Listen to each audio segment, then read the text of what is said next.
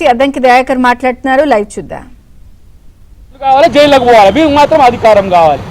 అధికారం కోసం దిగజారే కేసీఆర్ చెప్తున్న కేసీఆర్ ఇది నీకు తెలియకుండా జరగదు. కేటీఆర్ మాట్లాడుతున్నా, హరీష్ రావు మాట్లాడుతున్నా, ఇలా చెంచాగాల లెక్క సుమన్లు మాట్లాడుతున్నా, రేపు ఇంకెవడు మాట్లాడుతున్నా సరే నీ డైరెక్షన్లోనే ఇట్లాంటివి వస్తాయి.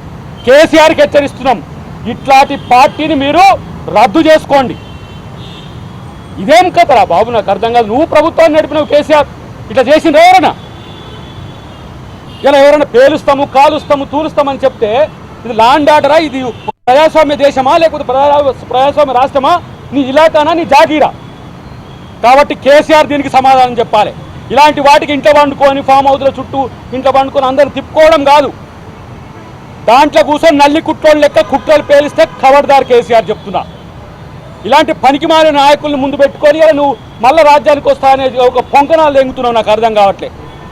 పనికి రాని చెప్తున్న కేసీఆర్, ఇది నీకే హెచ్చరిక. నువ్వు ఎక్కడైనా ఉండను, నువ్వు ఫామ్ హౌస్లో ఉండే ఎక్కడైనా ఉండు. ఇలాంటి పనికిరాని మాటలు, పనికిరాని చేతలు చేస్తే నిన్ను కూడా తరిమి కొడతారు, గుర్తుపెట్టుకో. నువ్వు విపక్ష నాయకుడు అయినవు, అసెంబ్లీకి రావు, తుర్రుమనిపోయి ఫామ్ హౌస్లో వంటారు. మొన్న ఒక ఆయన అంటుండీడా, పులాట వ్యవసాయ క్షేత్రంలో పడినదట. పులైట చేతగాక వ్యవసాయ క్షేత్రంలో పడినది, చేతగాక. కానీ ఇలాంటి యొక్క సంఘ విద్రోహ శక్తుల్లాగా బీఆర్ఎస్ కనుక చేస్తే మాత్రం తస్మాత్ జాగ్రత్త. ప్రభుత్వం కామ్గా కూర్చొని ఊరుకోదు, మీ ఇష్టం వచ్చినట్టు చేస్తా అంటే ఊరుకోదు. తెలంగాణ ప్రజలు రెచ్చగొడతా అంటే ఊరుకోదు. నిన్న హరీష్ రావు మాటలు మాట్లాడుతున్నాడు, డ్రైవర్ను సస్పెండ్ చేసిందని.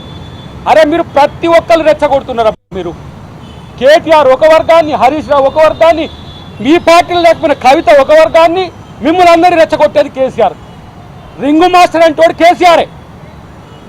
కేసీఆర్ అంటోనికి తెలియకుండా ఏ పదాలు రావు, ఏ యొక్క చేష్టలు చేయరు. మీ చేతగా మీకు తెలుసు, మీ స్టామినా ఎంతో తెలుసు, ఉద్యమంలో మీ యొక్క గరిబ ఎంతో తెలుసు, మీరు ఏం చేయగలుగుతారో తెలుసు.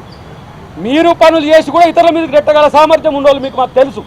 కాబట్టి కేసులు పెట్టకుండా ఇప్పుడు ఏంది సింగరేణి భవన్ బెయిల్ చేస్తా అంటే, లేకపోతే పట్టాలను బెయిల్ చేస్తామంటే ఆ మంచిదయ్యా నువ్వు పేల్చున్నా ఆయన అని చెప్పి ప్రభుత్వం కూర్చుంటా. అది అట్లా కూర్చుందని ప్రభుత్వం, ఏ ప్రభుత్వం అట్లా కూర్చుంటుందా?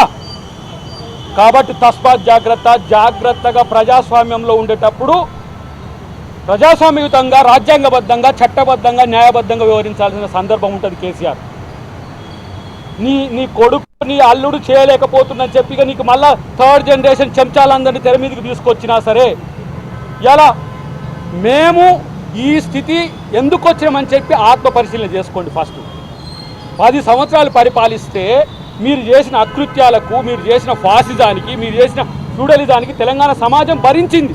మాలాంటి నాయకుల మందరం కూడా భరించినాం, జైల్లోకి కూడా పోయినాం. కనీసం మీరు దొంగతనాలు చేసి, అక్రమాలు చేసి సంపాదించుకొని ఒక్క రోజు కూడా జైల్లోకి పోలే. మీకు ఎందుకింత అసహనం వస్తున్నది అంటే మిమ్మల్ని అరెస్ట్ చేసి జైల్లో పెట్టేదానిక ఇట్లా చేస్తూనే ఉంటారు అన్నమాట. ఏదైనా సరే సంఘ విద్రోహ శక్తిగా ఇలా బీఆర్ఎస్ పార్టీ మారింది. కాబట్టి అసలు బీఆర్ఎస్ పార్టీనే రద్దు చేయాలని చెప్పి నేను డిమాండ్ చేస్తున్నాను. ప్రగతి భవన్ పేల్చేయమన్న రోజు ఏం చేసింది మరి? ఎందుకు పెట్టలేదు? కేసులు పెడితే ఎవరు వద్దన్నారు? ఆ రోజుకి ఈ రోజుకి సంబంధం ఏంది? ఆ రోజు ఏ సందర్భంలో వచ్చింది? కేసులు పెట్టలేదా? పోనీ ఎంపీనని చూడకుండా కనీసము డ్రోన్లు ఎగిరేసిందని చెప్పి స్పీకర్ పర్మిషన్ తీసుకోకుండా లేని అధికారాన్ని తెర మీదకి తీసుకొని ఎంపీని జైల్లో పెట్టింది. ఒక్కసారి కాదు కదా, 2 సార్లు. ఇలా మేము కూడా మురళీ ముదిరాజ్ అనే తమ్ముడు ఆత్మహత్య చేసుకుంటే క్యాంపస్లో పరామర్శకు పోయినాం. మమ్మల్ని నేరుగా క్యాంపస్ నుంచి జైలుకు పంపించింది కదా. అంటే మీరైతే ఇష్టం వచ్చినట్టు అరెస్టులు చేసుకునే హక్కు మీకు కలిగి ఉన్నారా? మీరు మాత్రం పేల్ చేస్తామన్నా కూడా మీరు కామ్గా ఉండాలనా? అది రెచ్చగొట్టే ప్రకటన కాదా?